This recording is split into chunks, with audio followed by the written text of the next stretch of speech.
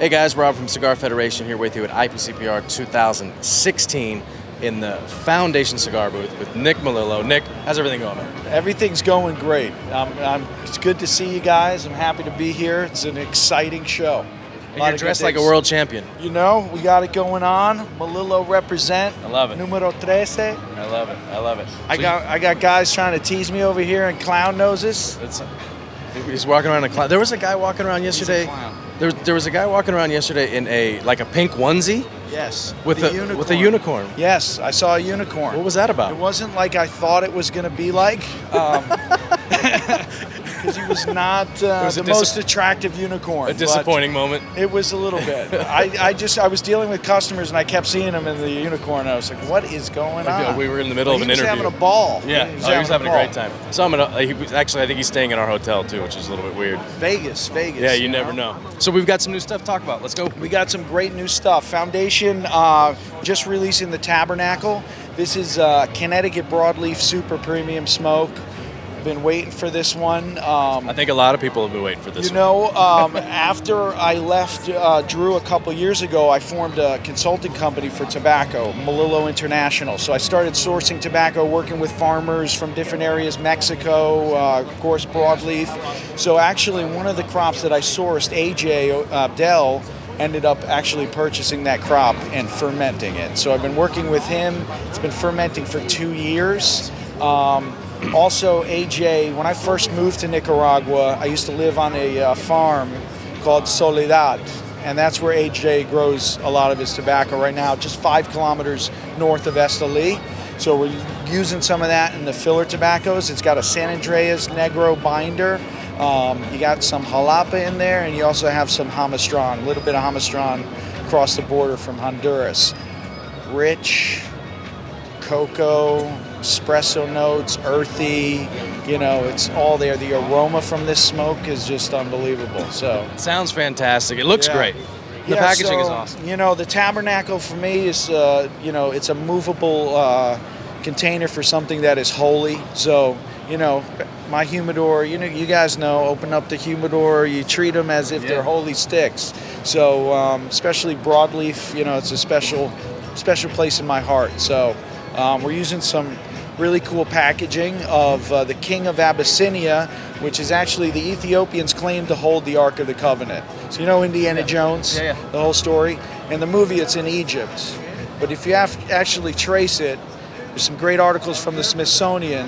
The Ethiopians claim to hold the Ark of the Covenant. They have a 3,000-year history of kings and queens. Nobody knows about them because in '74 the communists took over and sort of erased 3,000 years of a lot of this history. But so the Tabernacle original, the Ark of the Covenant, sort of inspired by this guy here, the King of Kings, they call him. I learned something today. You know? You never know. You gotta check it out. I'm telling you, whatever. Check it out. Whenever we talk to you, I never know. I'm gonna find. I mean, we saw unicorns, and now Foundation. We're come. You know, we're bringing it. I'm a big history fan. So you know, we're creating brands that are rich. You know, rich. Tobacco, of course, that's without saying.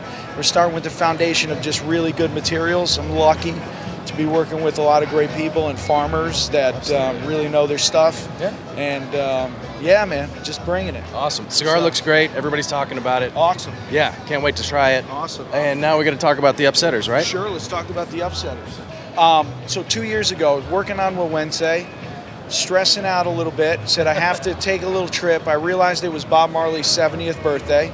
I ended up booking a ticket last second, went to the celebrations in Kingston. Then I started searching the island for cigar tobacco. You know, Jamaica has a very rich history of cigar tobacco. One of the first, you know, super premiums I used to smoke back in '96 was Macanudo Hyde Park. They came uncelloed. They were made in Kingston, Jamaica, at a Cifuentes factory. Royal Jamaica you had Temple Hall. A lot of these places left at the end of the 90s. Hurricane and then different conditions with the factories, and the government forced not forced, but drove people to the Dominican Republic. So I've always wanted to really bring Jamaica back on the map. Now, it's interesting to note that, you know, Kentucky fire cured tobaccos, how they use hardwoods to cure in the curing barn. there is old techniques that the Arawak have been using in Jamaica for a long time. So instead of using hardwoods and things of that nature, they actually do use herbs. Oh, really? Okay, not the herb everybody's thinking of. That's the first thing I thought actual of. herbs. So we're using this tobacco. We're also doing an infusion process. It is aromatic, but I wanted to blend this to balance between the tobaccos and the actual infusion. Infusion, especially with herbs, was pioneered back in the 90s by a gentleman named Lars Teton.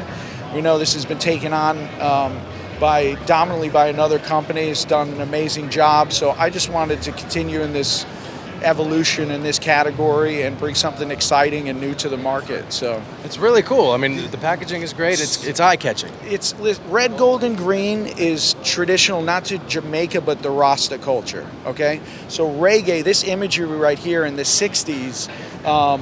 Jamaica was obsessed with spaghetti westerns. So the lone hero.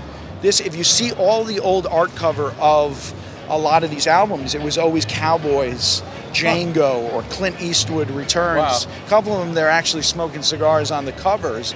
This is inspired by an old cult classic movie from Jamaica called The Harder They Come with Jimmy Cliff. So if you actually look at some of that imagery, that was the inspiration behind it. And the Upsetters is an old house band by a man named Lee Scratch Perry. He's sort of the pioneer of rocksteady, reggae, and what we know as dub music.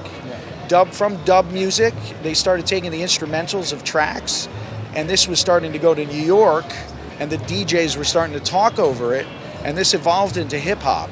But dub also evolved into house music, dubstep, dubtech. These guys were the pioneers of all of it. So, it's our tribute to Jamaica, the culture, and its tobacco. I love that you always have such a story behind everything that you do. Yeah, man, everything's and really you're so thought passionate out. about it. I love it, man. I love it. And how's Way Wednesday doing? I mean, that's a beautiful Wednesday's cigar, great. and it hasn't even been around for what, 2 years yet? Not a year. We launched last wow. year. Jeez, Yeah, year and a launched half, 1 something year. like that. One year. We started shipping really not until October. Oh, so it's not even a full really a year yet. Yeah, Oh we my launched God. last year. We had an incredible reception.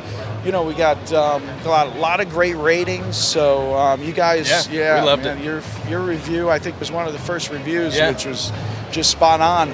We have a great Lancero that we're coming out with. So might have to take a trip over to the next booth so I can show you that packaging. Yeah, let's do Yeah, you that. wanna do that? Yeah. This is the Lancero. Lancero. So we started doing 13 count boxes for some giveaways here and there. I think we did about 20 hand painted. We ended up trying to do this silk screen, came out terrible. Then I had a company down in Nestali that came across a laser printer, and it just came out perfect. So it looks like it's hand painted. It's a 7.5 by 40, 13 count. Great smoke, elegant smoke, cedar, spice, everything nice. So I can't wait to we're try that. excited. There's 250 boxes of these right now. Wow. Okay, But it's going to be a continual release. It's not limited, right? Potentially. We're going to start, to be perfectly honest, with the 250. That's what exists, and then we'll see its response. I think with all this FDA stuff, it doesn't make sense at this point to take something completely out of the market. So, yeah. Interesting. What's the significance of 13? I mean, you've got 13 on your jersey, 13 count wow. box. I'll give it to you real, The man. the abridgment. It's a powerful one, man. 13's always been a very interesting number for me. Just seeing, you always had Jesus, 12 tribes, and 12 tribes of Israel. You had Jesus with the 12 disciples. He was the 13th. So there's a lot of numerology there. A lot of the calendars were based on 13-month, the moon cycle. So the moon cycle is 28 days. Instead of 12 months, they had 13 months. But really, it represents my daughter, man. My daughter was born with a rare chromosome abnormality called trisomy 13. She had 3 extra 13th chromosomes. You and I have 2 pairs of 23 chromosomes, or 46 chromosomes, right? Everybody usually has it. She had an extra 13th chromosome. So it caused a lot of issues, but she was my pride and joy. So I always tribute 13 represents her. Her Yes. name is Zola. Yeah. Near and dear to your heart. Yeah, Absolutely. yeah. So she was born in Managua in 2003, and unfortunately, a lot of these children go through a lot of issues, but she's always with me. And I'll tell you a crazy story quick. I was in Jamaica in May. She was born on May 27th, and I'm sitting talking to a gentleman. He said, "Do you have any kids?" I told her about Zola, but never told him her name. And I said, "Do you have kids?" And he said, "Yeah, I have a daughter. Her name is Zola, with an X." And then Really? he said, "Stay in peace." And I just looked at him with my mouth dropped. And he's like, "What's wrong? What's going on?" I said, "That was my daughter's name." And he was just, it was awesome. It was awesome. You know? That's Energy kind of a can cool be moment, neither yeah. created nor destroyed. Yeah. That's reality. You've got a really good attitude, man. Yeah, you got to move forward. You got to Yeah. live, man. I love it. That's how I'm saying to everybody. How's it going? I'm above ground. It's a good day. Things are good. Things Yeah, are good. so. Awesome. Yeah. Nick, appreciate it, man. Yeah, man. Thanks We for got taking one the time. more to go, though. Okay, so the last one. Chapter Charter Oak. Charter Oak. Charter Oak. This is my homage to Connecticut. I started smoking cigars with my grandfather. Big fan of Connecticut factories at the time. After the war, lots of factories in New Haven. You had FD Grave, Topper, a lot of great things going on. Wanted to do a tribute to Connecticut and to him. This is 5 sizes, 2 wrappers, Connecticut Shade and Broadleaf.